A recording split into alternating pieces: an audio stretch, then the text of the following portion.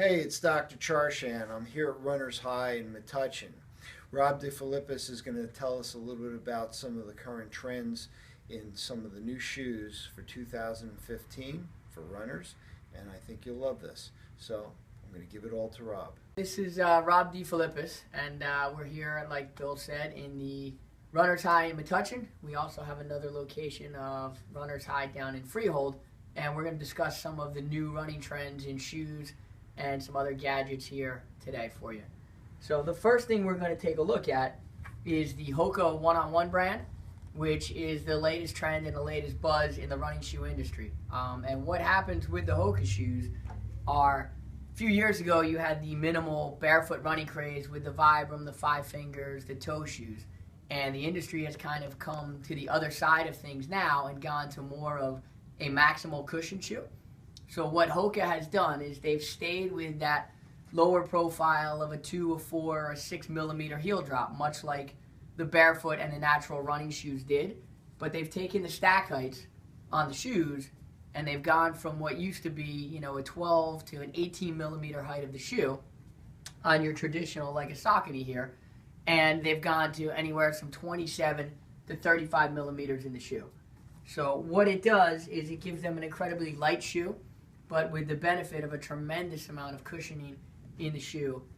The joke with people is it makes you 3 inches taller, which it does, but the concept of the Hokas is they're able to have you sit all the way down in the base of the shoe. So it's a very stable platform. It works very well, but as we get older as a population, it gives us a tremendous amount of cushioning. So if you look at the bottom of the Hoka shoe here, it's cut more on a straight last or a wider base shoe. And the analogy I give people all the time is think about being on a boat or a surfboard out in the ocean. It's much easier to stand on that surfboard, on the boat, than it is on the surfboard. And that's the Hoka concept here. They give you some inherent stability with the width of the shoe and the platform to give you that stable overall feel in it. One of the other new technologies that has come out this year is Saucony has developed what they call their ISOFIT technology. And what that is they've come out with a basically seamless shoe design with, instead of stitching and sewing everything into the shoe, the ISOFIT is more of a plastic polymer that just kind of guides and holds the foot in place while giving you that illusion of almost being in a sock. So it's much lighter, much more comfortable. It's going to allow the individual to spread out their feet a little bit and have a much more overall comfort feel in the shoe design. The other neat little medical advances that we have here in the store is a device called the PF sleeve, put out by a company called Features. And PF meaning plantar fasciitis, which virtually everybody, it seems like at some point in time in their life, is going to struggle with that. It's generally described as pain in the arch of the foot, back in through the heel a little bit. It comes often as an overuse injury, people that spend a lot of time on their feet. But as you know, it's a very uncomfortable situation. So besides seeing our friendly neighborhood chiropractor here, who does some great stuff with working on that, the PF sleeve uses medical grade or graduated compression through the device.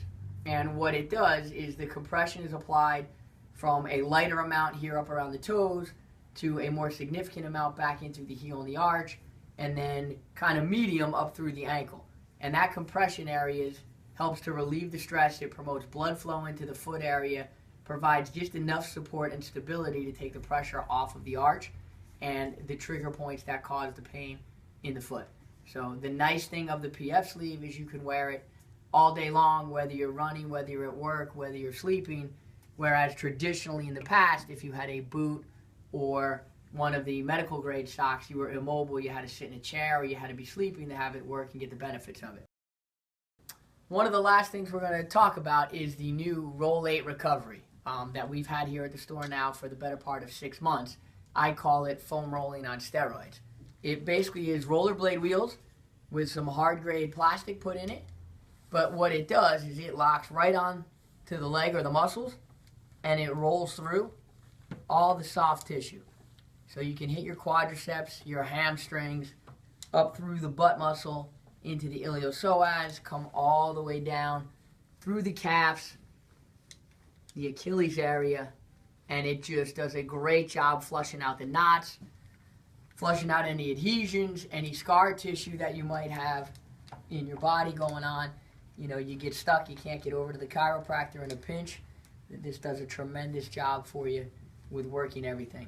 Do you recommend using that before, after you run? When would I use it both. A lot of times I'll play with it here in the store, even just simply, but after running, you know, later on in the evening when my legs get that heavy feeling and kind of feel like you got that lactic acid buildup in there, I'll just take out the Roll 8 Recovery and just go through, you know, 10 or 15 seconds on each spot like I'm doing right now here.